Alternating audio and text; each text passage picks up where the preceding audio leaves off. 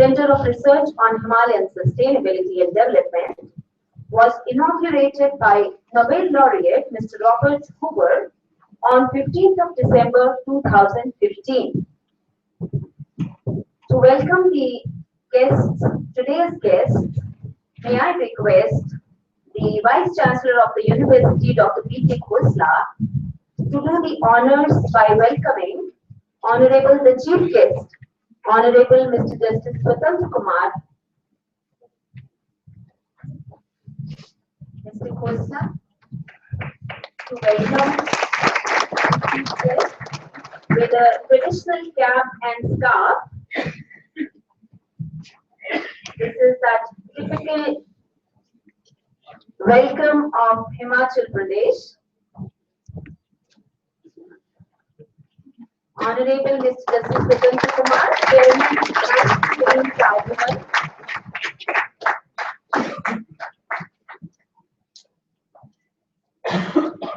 So may I request you to take a seat on the dais, please?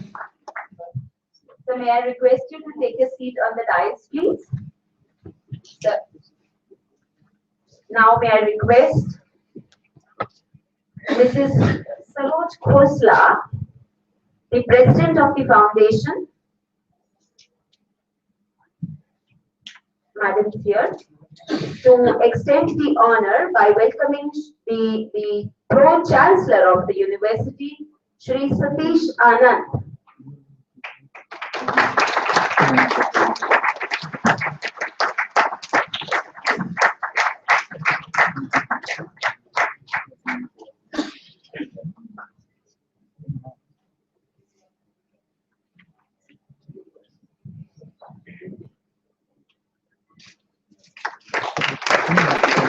Mr. Anand, to take his seat on the dais, please. And now, may I request the Pro-Vice Chancellor of the University, Professor Atul Khosla, to do the honors by welcoming Shri Devendra Sharma, an acclaimed international food policy, trade and agriculture expert. He is also an ardent environmentalist.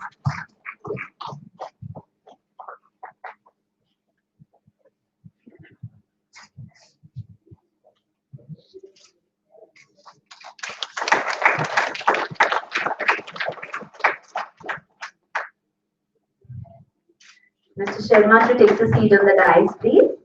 And now, the Member Secretary of Dialogue Highway, Mr. Anil Sharma, to do the honors by welcoming Professor Arun Grover, Vice Chancellor, Punjab University.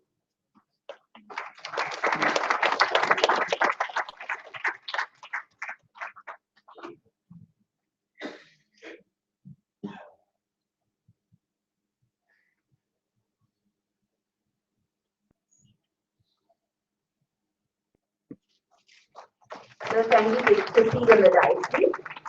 And now, Mr. Yashpal Verma, to do the honors on our behalf to the Chairman, Punjab Pollution Control Board, Shri M.S. Chatwal.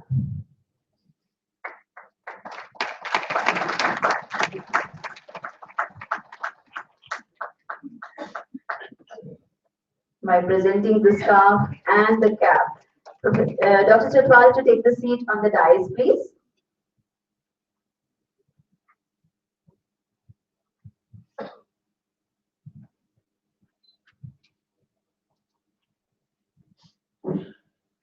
As they say, life is what we make it, and so is the world around us. Life, a constant battlefield, where many things that we want, yet we cannot have them all. That doesn't mean we leave the field. It only means we play better. And in this quest to play better and get maximum out of life, the mankind has started rewriting geography by changing the face of the earth by interlinking of rivers and also replumbing of planet with various acts of commission and omission. But by the efforts to tame the rivers, we cannot entirely control nature. It is quite a paradox that man worships an invisible God and destroys visible nature, unaware that this nature that he is destroying is the God he is worshipping. So, before we deliberate on today's topic of Himalayan ecology, let's invoke the divine blessings as per our Indian tradition by lighting the ceremonial lamp and by rendition of Saraswati Vandana. May I request the dignitaries to come forward for the ceremonial lighting of lamp, please.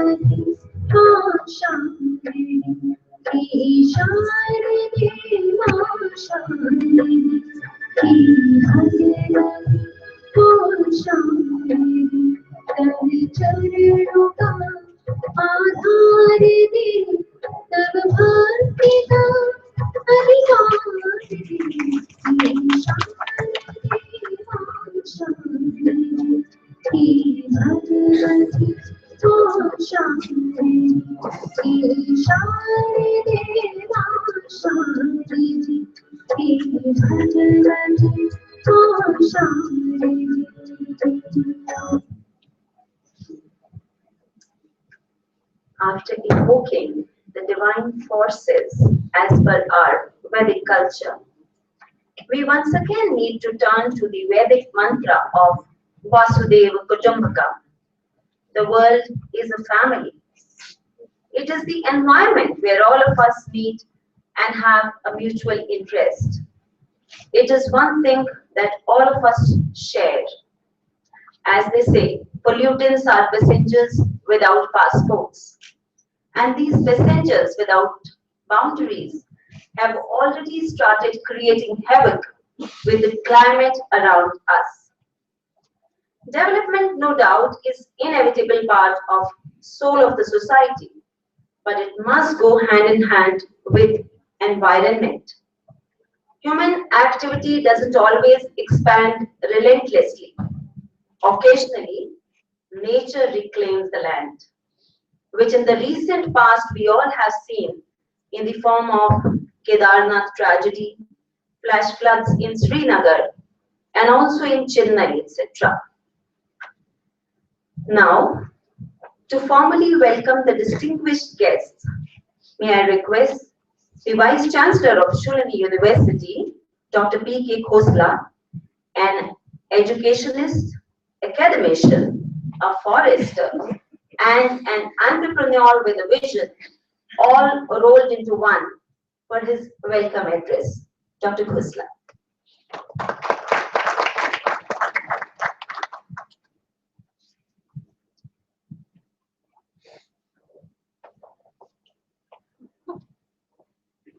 Mr. Justice Satantra Kumar, Chairperson, National Green Tribunal.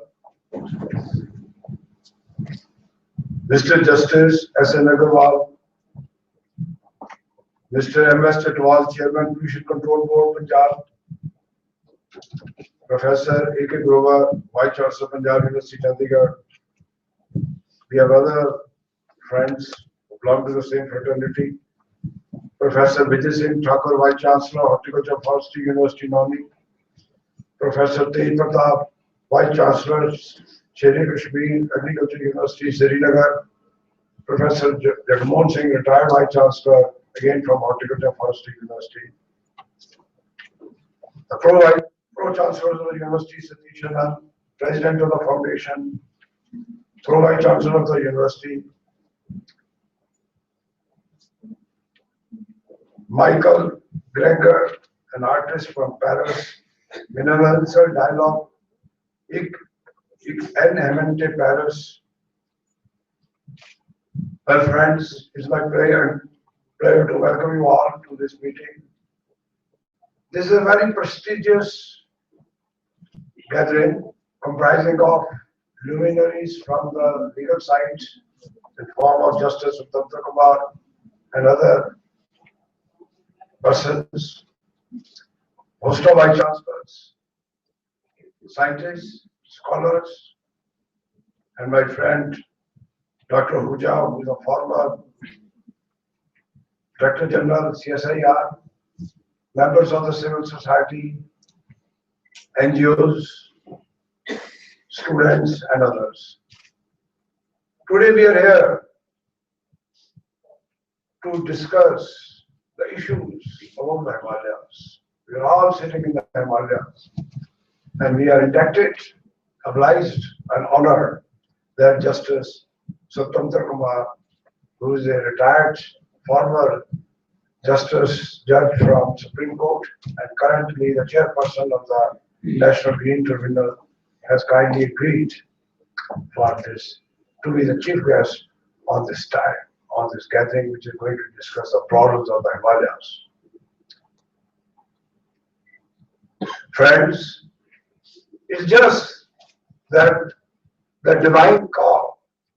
On 15th of December, we in this university at our second congress, second convocation, decided to have the inauguration of the Research Center on Himalayan Sustainability at our university by Nobel laureate Professor Robert Hoover from West Germany. And 2 days later, Devinder from the dialogue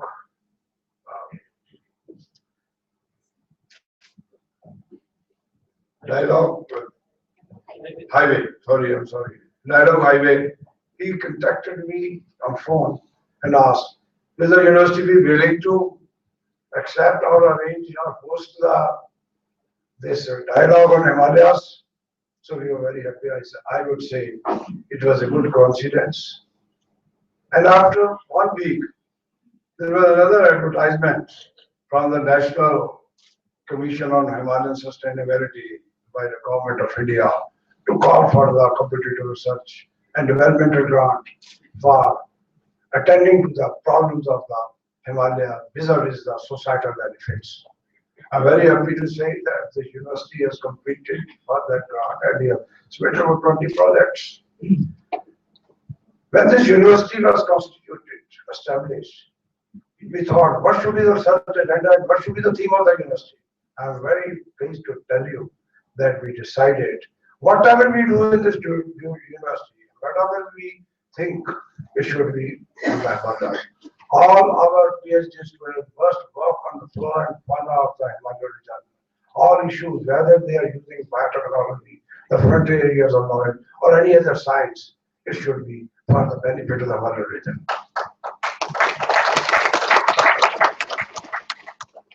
So, with my background, I would say, now for over 5 decades in the Himalayan region, we in the university are committed to work on the Himalayan sustainability and greening the Himalaya. Even as a university, under the guidance of our Vice Chancellor, we have started a program of greening the Himalaya and we have planned to plant 10,000 trees annually. We have started this program in a phased manner.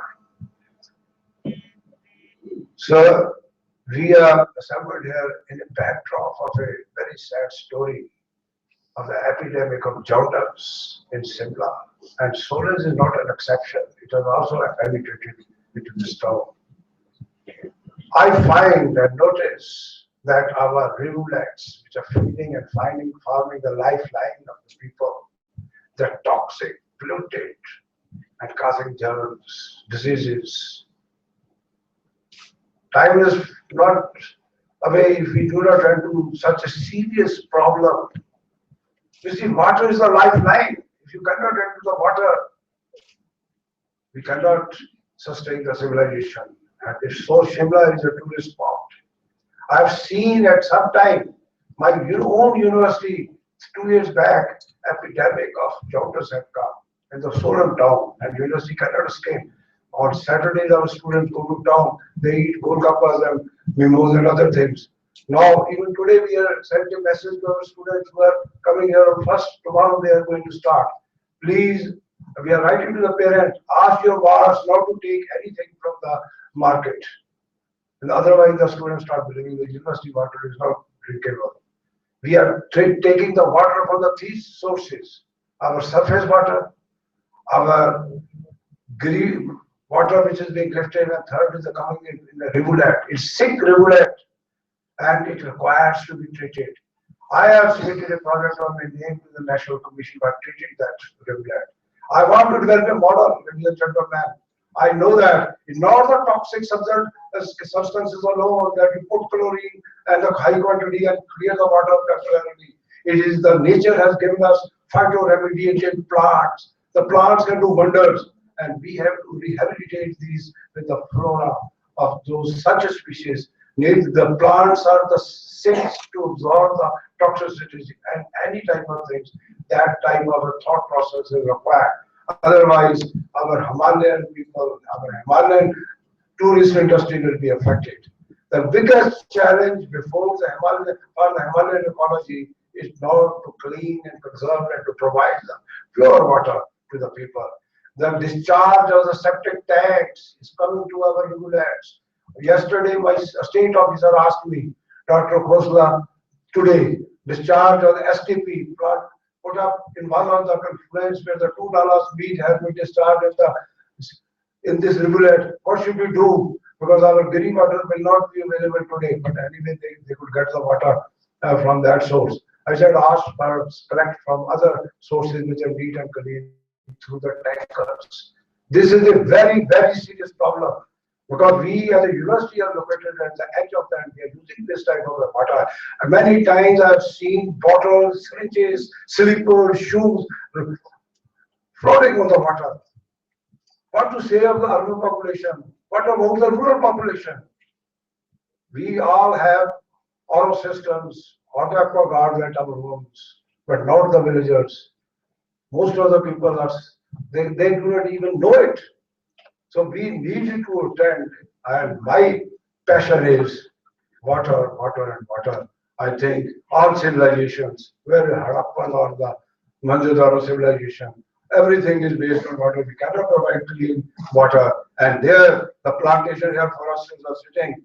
The plantations and planting of the trees, shrubs, bushes, the reeds, grasses, cypress, and many lotus, and many such species have the capability of doing the wonders from chemical treatment. Let us go to the phytoremediation. Though it is a slow process, but somewhere it is to be started. And Shoolini University pledges to do that. I welcome you all. Thank you very much.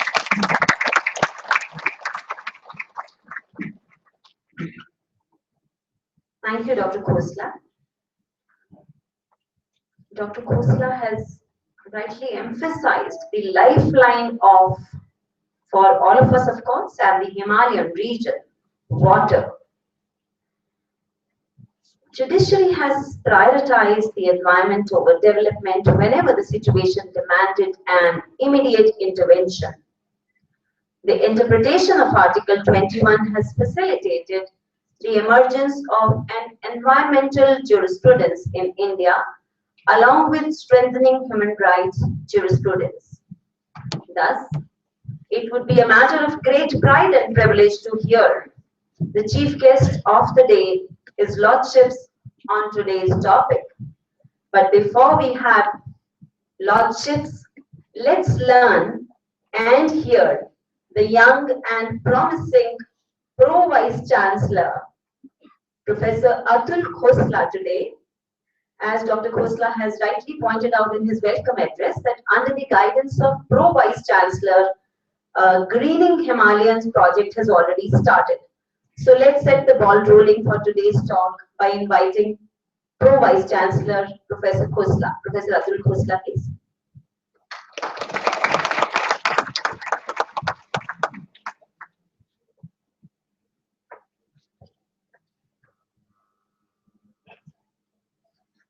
Good morning, friends. Welcome to Shoolini. First of all, before I start, I'd like to congratulate all my friends from Dialogue Highway for running such a very important topic, such a discussion. Uh, I didn't know what it was all about when I started talking to Dialogue Highway friends from them. I thought it's going to be another one big meeting. People are going to come, talk, go away, and then we're going to go back to our normal lives. And when we started talking, what was really refreshing was that it's a dialogue. It's a dialogue, it's a discussion. It's something that hopefully we can put into a recommendation set and hand over to our judiciary, hand over to our administrators, our politicians as recommendations which hopefully can be implemented. The reason why it's so important and I'm extremely passionate about this topic is actually very simple. Many of us sitting out here might not realize that the lifeline of the country is actually this region that we all call the Himalayas. We sort of talk a little bit about it, but let's go a little back in history. If we go back even 500 years, 1,000 years, and if you go back to the biggest wars that were ever fought in the country, they were always fought around controlling the Himalayas. And of course, it had reasons around controlling the military aspect of it, but it was also driven by the fact that the natural resources were controlled. Whoever controlled the natural resources controlled the Indo-Gangetic Plain. So it becomes a very, very important part of the country. The unfortunate part is that not just for India, but probably all across the Himalayan range, there seems to be a strife that is happening. And I don't have empirical evidence for this, but when I think about the Himalayas right from the Hindu Kush Mountains down to, let's say, the northeast of India, but for two small regions, which is Himachal and Uttaranchal, and possibly some pockets of Bhutan, there is significant social strife that is happening all across the Himalayas. We can start from Pakistan, we can then go to Kashmir, we go to Tibet, go to Nepal, northeast. There has to be some reason behind this. Why is it happening? Of course, there must be military reasons for it. There must be fundamental reasons for it. But my hypothesis is that probably is driven by something deeper. Probably is driven by the fact that the economic models that have been implemented, social models that have been implemented in the Himalayas, are not accounting to the justice given to the people living in the Himalayas. As an example, let's take the example of Switzerland or countries in Europe, and I talk a lot about it. Let's take for Switzerland for example. Where does the biggest industry of Switzerland come from? The largest food processing company in the world is a company called Nestle, which is Swiss-based. High-end manufacturing all happens in Switzerland. Watches. It's a company called Sulzer, which used to make high-end textile machinery. Tourism, of course, we're all aware of. Service industry, banking, it's all set up in Switzerland. So when I was talking to friends of mine, I come with an economic background. We sort of, the Swiss and the Europeans figured out the economic model 500 years ago. They figured out that if the Alps had to be protected, the industry had to be high-end. It could not be mining. It could not be low-end manufacturing. Even timber had to be processed, and plantations have to be done in a very different way. So one of the, I think, problems which I pushed with my friends at Dialogue Highway was to say, let's talk a little bit about the economic model. Are we doing the right thing in Himachal by getting into bare manufacturing, the type of stuff we do in Bhakti, which is actually an arbitrage of excise, which is not really high in manufacturing from any angle? Are we doing justice to Himachal by allowing mining over here, by getting cement plants over here? Are we doing justice to the Himalayas by actually having no high-end industry? There is no technology industry sitting in Himachal. There is no high-end processing industry sitting in Himachal. Virtually, it's nothing.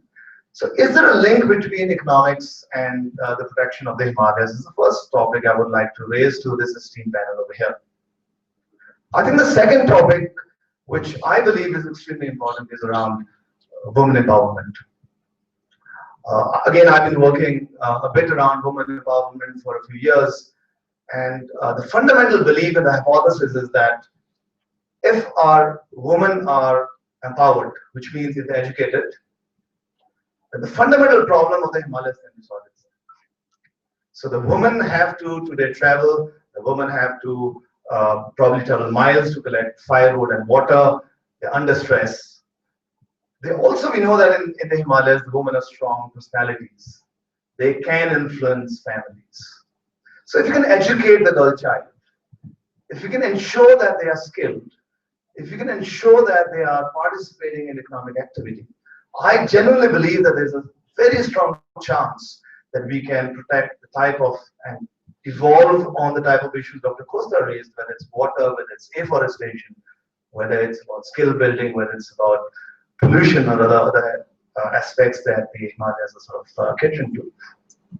So that's the second topic which I think we have over here, but hopefully we'll talk deeper into this. The third topic is and we've got very esteemed judges over here, is actually legislation. It's very interesting, but typically some small strokes of legislation can have huge impact around the environment. We saw that with CNG happening. We saw that with the judiciary now saying, you can't have a car in Delhi above X, I think 2000 cc, which is the number. So judiciary and legislation policy can have a huge impact. I'm going to make a very controversial statement. Hopefully, no one will, hit me on that. But the unfortunate part, as an outsider, I see in India is that it's very difficult many times because of political considerations for our bureaucracy and our legislature to pass hard policy decisions, and it becomes important for judiciary to play a role. So I have a small thought over here. When we think about protecting the Himalayas, we think about afforestation. We see a lot of mechanization happening today. So we've got big earth-moving machinery which has come into the Himalayas. They come and suddenly destroy the mountains. We're seeing that on the highway. We're seeing that everywhere. Good old days it couldn't happen because, if you've got a human being with his Ganti or whatever you used to call it, there's only a limit up to which you can destroy. Why can't we have a legislature or a policy decision where you say it will not be allowed under any circumstance, unless it is for infrastructure development, to allow any JCB or big land moving equipment into the Himalayas? Suddenly the whole problem is sorted out with one stroke of the pen. Just a thought, just an idea out of the box. Don't know whether it's going to happen or not, but could change. So probably we need some innovative, out of the box type of thoughts, out of the box type of ideas, which hopefully we can throw back to our friends, our well-wishers from the judiciary to make it happen. The last area that I believe, in my perspective, having spent time reading and talking to friends about this region, is about how do we ensure that there is education, not for people living in the Himalayas, but people who are educated in other parts of India, when they realize the importance of the Himalayas.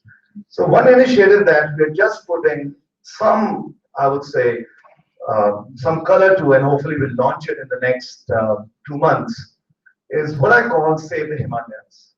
So I already have 10,000 friends who have agreed to give 10,000 rupees each to plant trees. So what we're going to do is, we're going to say each one of you will get 10 trees for 10,000 rupees. We plant them and we put that each tree on a GPS.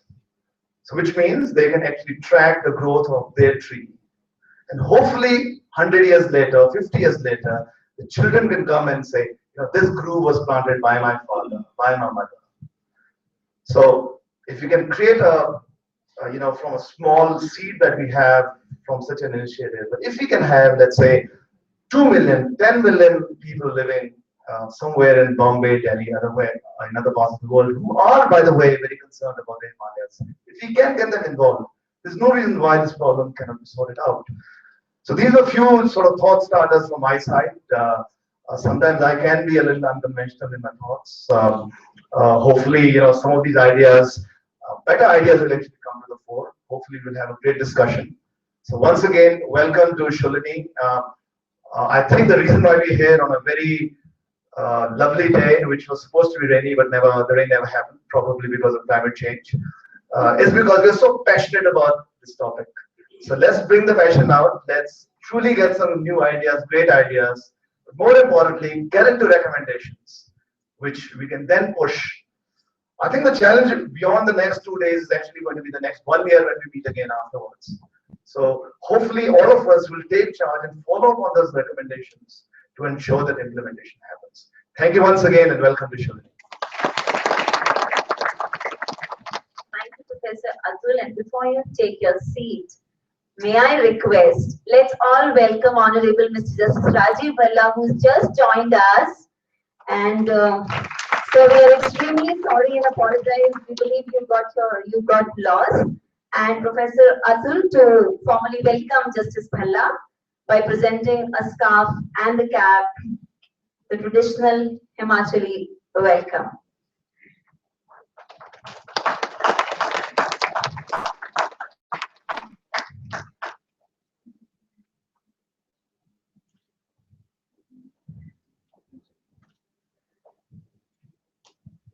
Justice Bhalla is the most respected judge from Punjab and Haryana High Court, who's bereft of narrow technicalities and parochial influences. He is not only a great environmentalist, but a man of equity. The judge who awakened both the states of Punjab and Haryana, and also the city beautiful to the cause of environment protection, not only by his judicial interventions, but also by actively holding deliberations on this vital subject. May I have the honor to request Honorable Mr. Justice Rajiv Bhalla to share his views on today's topic. Justice Bhalla, we are sorry we are not giving you much time to relax and sit here. Sir.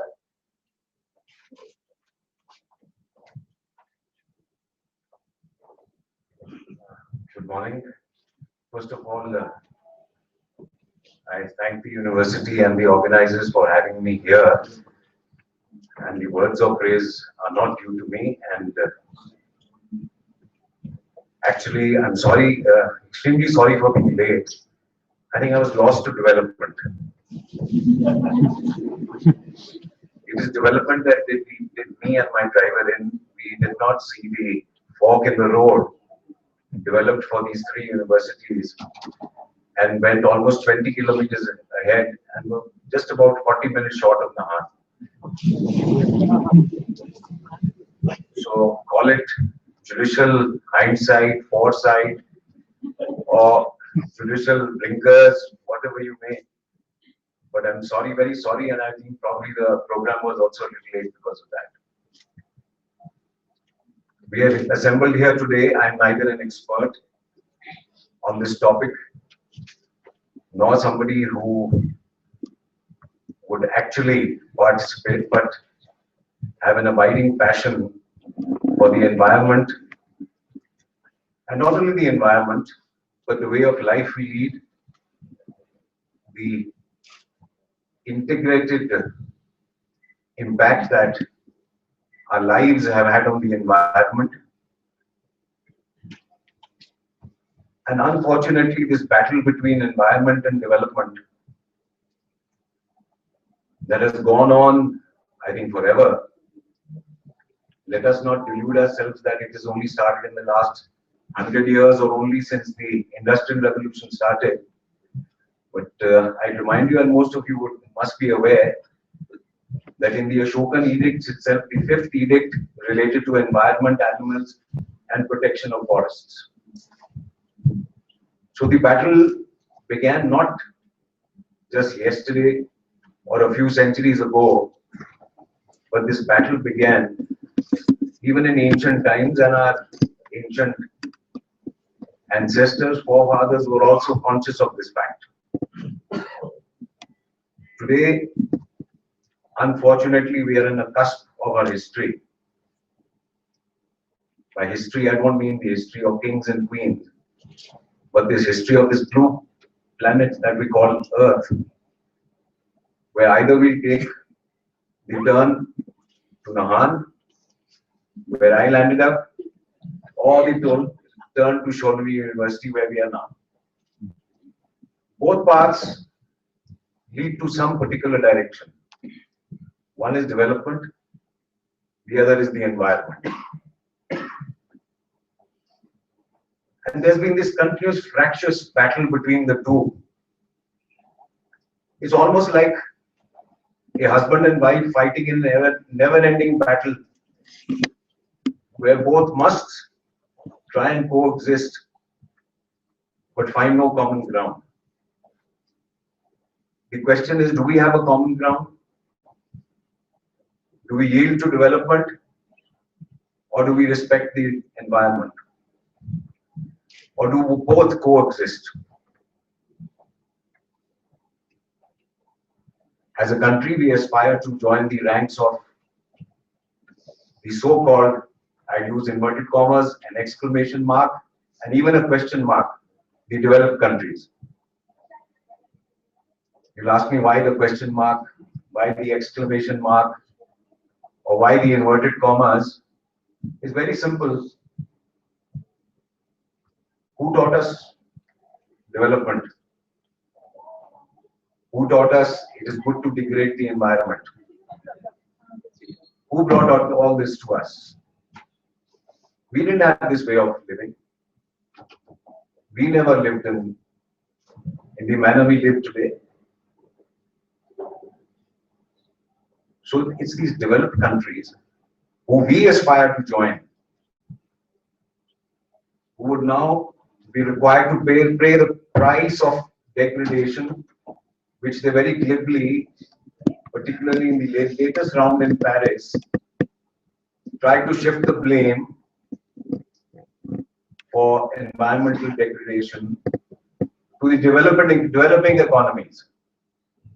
China for consuming more oil, India for greenhouse emissions, and the entire Southeast Asia indicted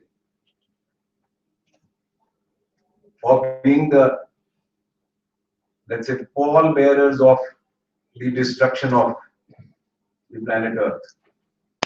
I was watching a debate during that Paris on television, and this very question was put to one of the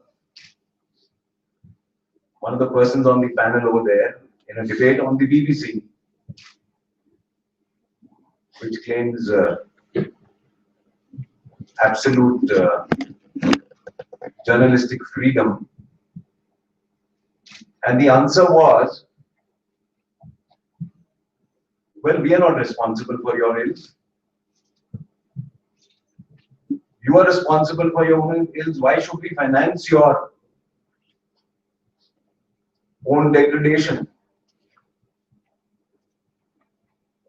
But somehow, lost in that answer was a will to take responsibility.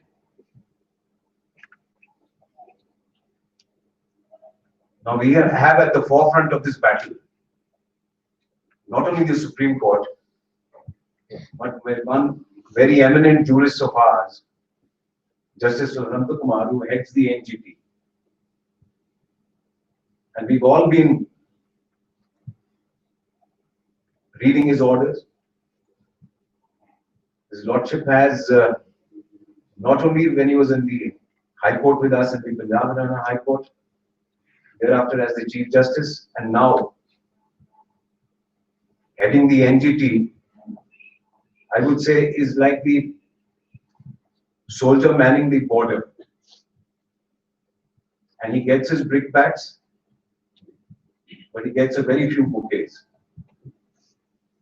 And I think today is the occasion that we must present him with a bouquet for all the orders he's passed, all the governments he's annoyed, all the big businessmen who accuse the NGT and the courts of thwarting development. But is there any other option? So therefore, I would expect all of you to give a big round of applause to Justice.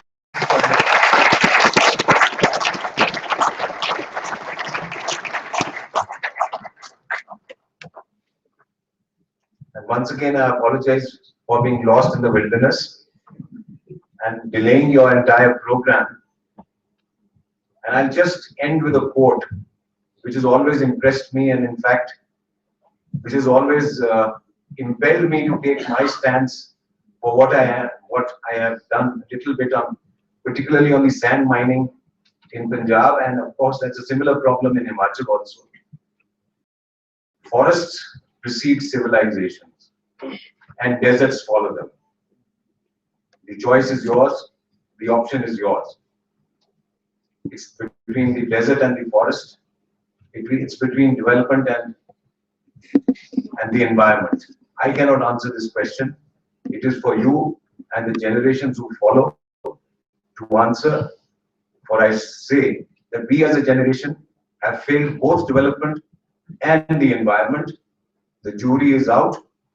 The judgment is waiting to be delivered. Thank you very much.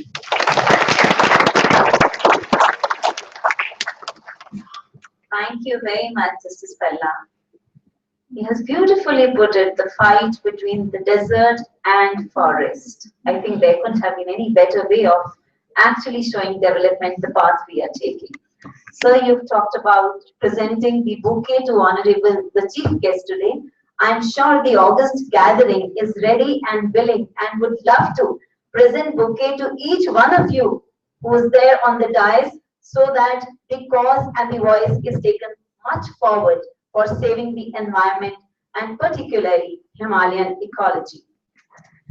Now that the ball has been set rolling for today's deliberations and the ground has been laid for the keynote address, there could not have been a better keynote speaker than the one who has had the privilege and honor of addressing various European parliaments, including the House of Commons.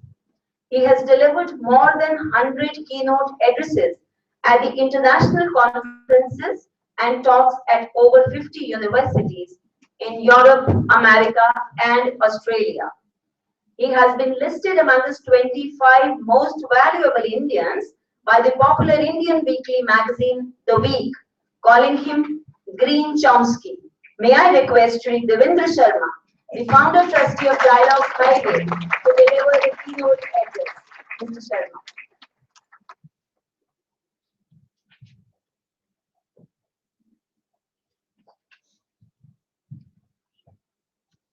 Honorable Justice Swatanta Kumar ji, Justice Rajiv Balaji, distinguished personalities on the dais, ladies and gentlemen.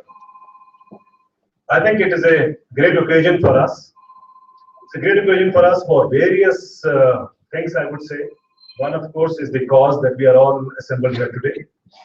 But the other also is that we have with us, amidst us, as Mr. Rajiv has said very rightly, a kind of an army which actually is protecting our nature, our environment, and of course our future.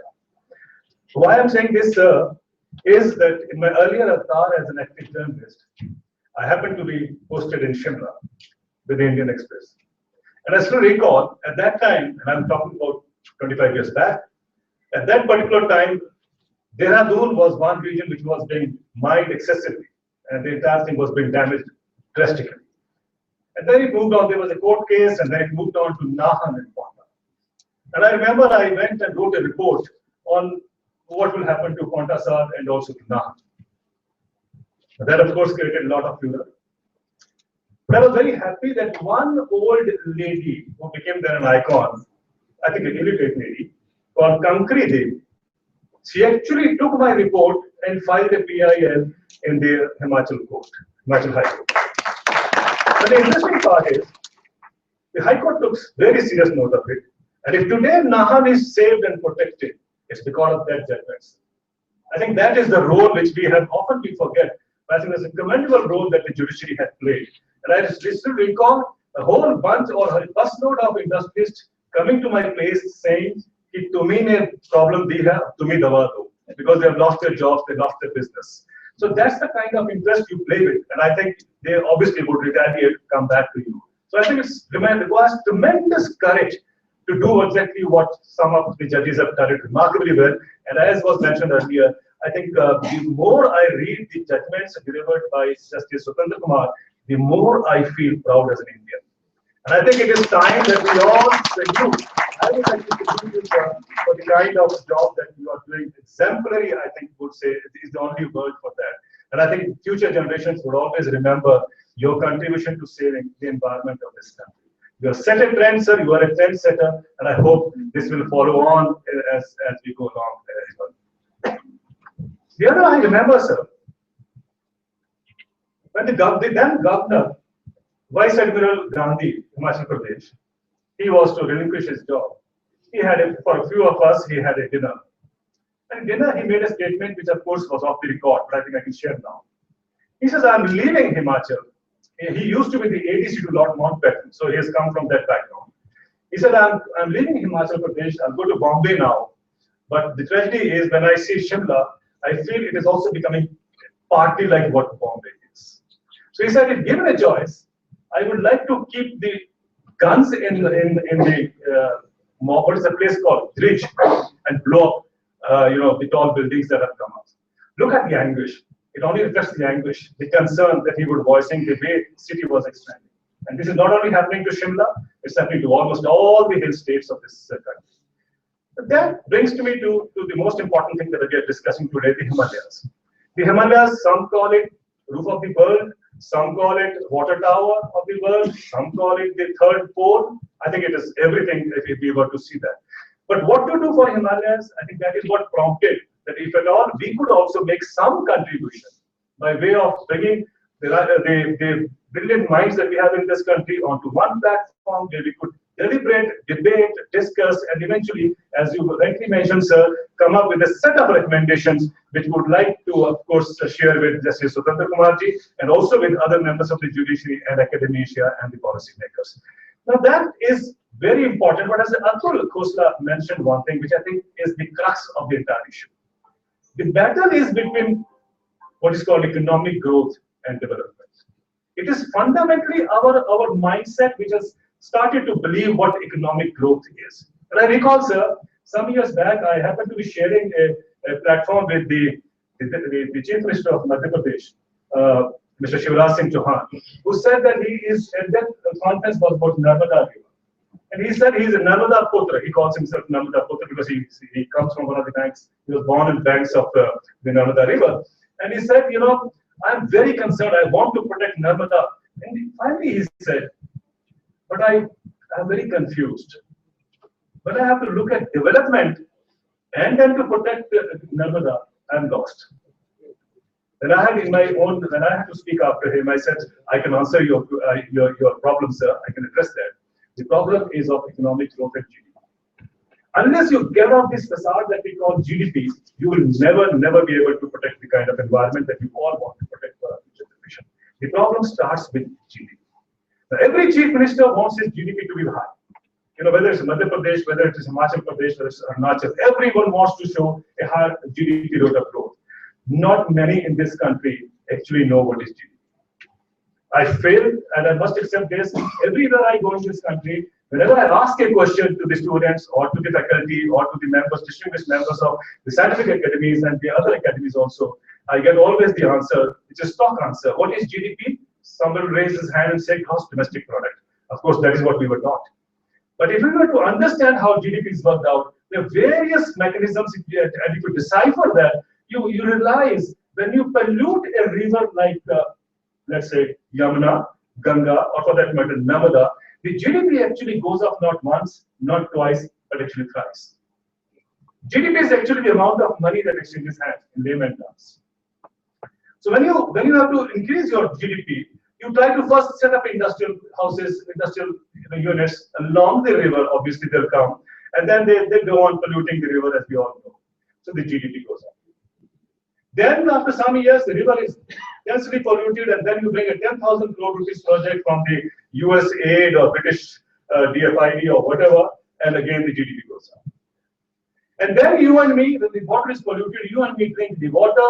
So I fall sick, you fall sick, or some of us fall sick. We go to the doctor, you pay a fee, he takes a fee, GDP again goes up. So what a remarkable model of increasing your GDP is. And if that is something we understand or we try to come to grips over it, I think we will be able to address many of the problems that we are facing today. So the basic fundamental problem, ladies and gentlemen, is the problem of not able to deciphering what is GDP. The moment you decipher GDP, I think everything else will fall in line. I have never understood for that matter. And I think I have my friends, vice chancellors from the agriculture universities, the horticulture universities, and other scientists that I see here. I never understood as a student of agriculture that how come we try to blindly take on the agriculture development model of Punjab into Himachal Pradesh. That's something which I always have been asked questioning. Why is it so? Now, for instance, it is established that 1 kilo of rice, to produce 1 kilo of rice, you require more than 5,000 liters of water. Now that may be okay for an area where you have abundant water or where you have irrigation. But why should that kind of farming system come to Himalayas where you hardly have any water now? Of course, it is a provider of water for the societies downstream. But in the Himalayas, why should you bring the same kind of farming system with the cropping pattern, which is actually water dust?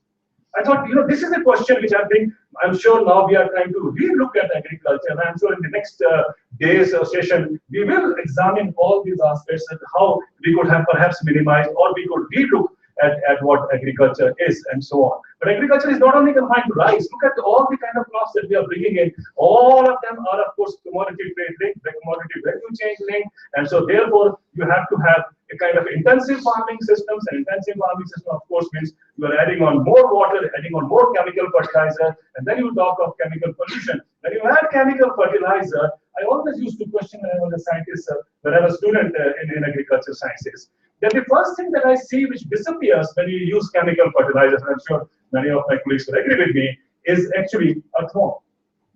The earthworm is because of the, you add on fertilizer, the pH of the soil goes up, the earthworm cannot survive, the earthworm disappears. Now, when the rain falls, earlier when I was a child, the earthworm would sneak into my house, but now it doesn't happen. The earthworms have disappeared.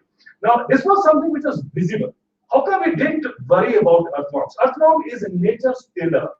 And as Bhaskar Save, the great organic farmer of India, Doyle, I would say, he had once said, one earthworm in its lifespan upturns 6 tons of soil. One earthworm upturns 6 tons of soil, and I think the best thing we need to know is what is the lifespan of the earthworm. The earthworm lasts for only 1 month. So look at the capacity, the tolerating capacity of the earthworm, which used to exist, but which has now disappeared because we went on to follow a model of agriculture which we borrowed. And I think that stage, we are now at a stage that we are not as in a difficult situation as the food production was sometimes back. We can now take a plunge into moving into what is called sustainable farming practices, evolving a new paradigm of agriculture, and to see how we can minimize these losses. When you also add chemical fertilizer, it not only releases, contaminates the water or the environment and so on, it also releases something called as NO2, nitrous oxide. Nitrous oxide is, as we all know, is 300 times more potent than the methane gas. So the kind of environmental, when we talk about climate change, the kind of environmental pollution that is coming from farming system also has to be seen. I'm not saying that that's please don't misunderstand. That's not the number one reason for what the Himalayas are today or what we are worried about the Himalayas. But of course, we also have other issues which are of course much important today. How to tackle the deforestation, the kind of urbanization that is taking place, and so on and so forth. Now, look at the way we look at it, sir. I remember some years back, at the same time when I was doing a series on environment for the Himalayas, I went to a cement plant in Bilaspur. And I talked to when I saw the damage, I finally talked to the general manager of the plant.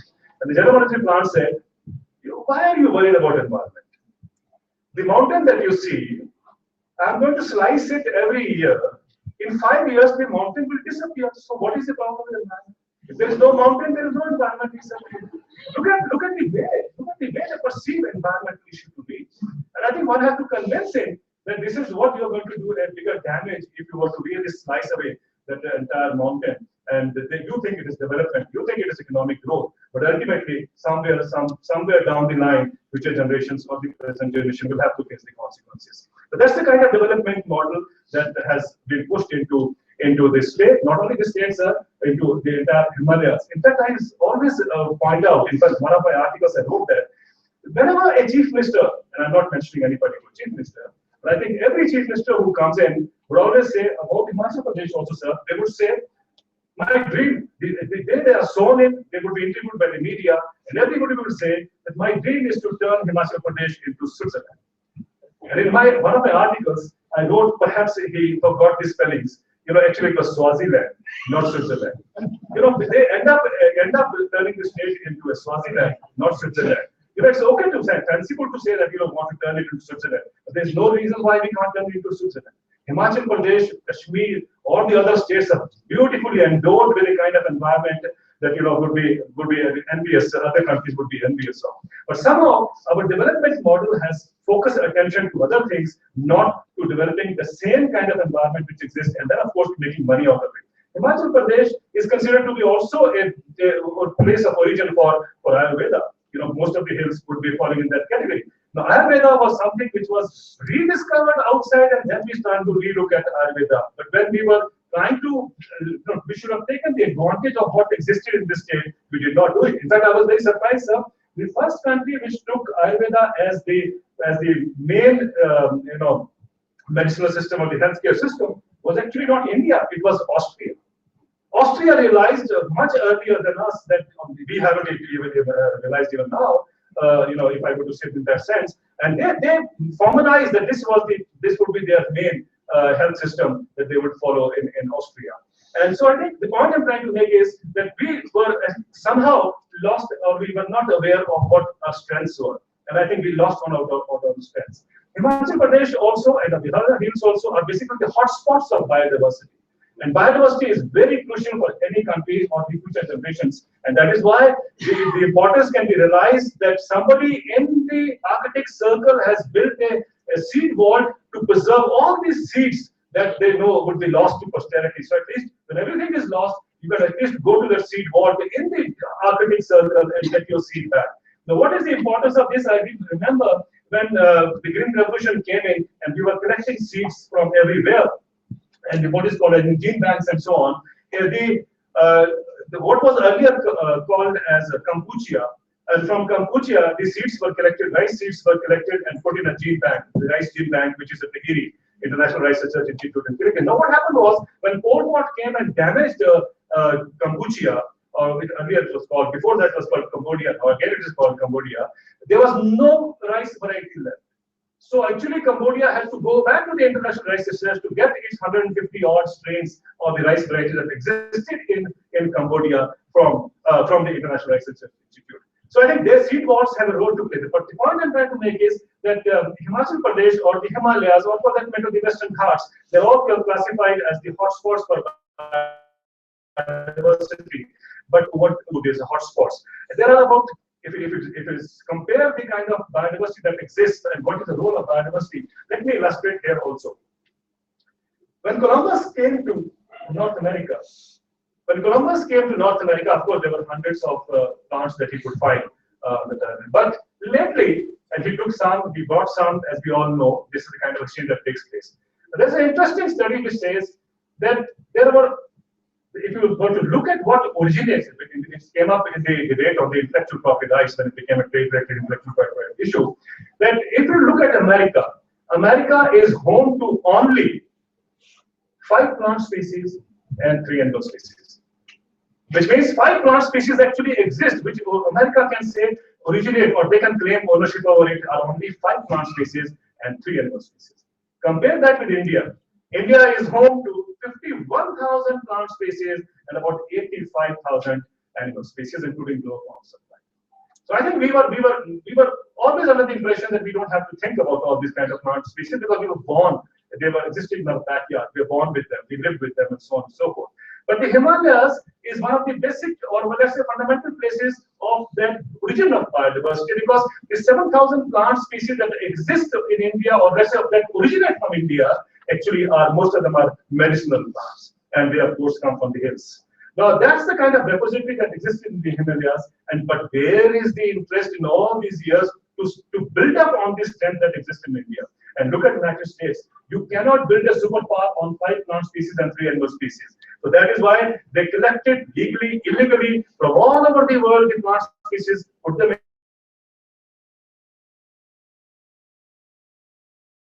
the world's biggest collection, public sector collection of plants.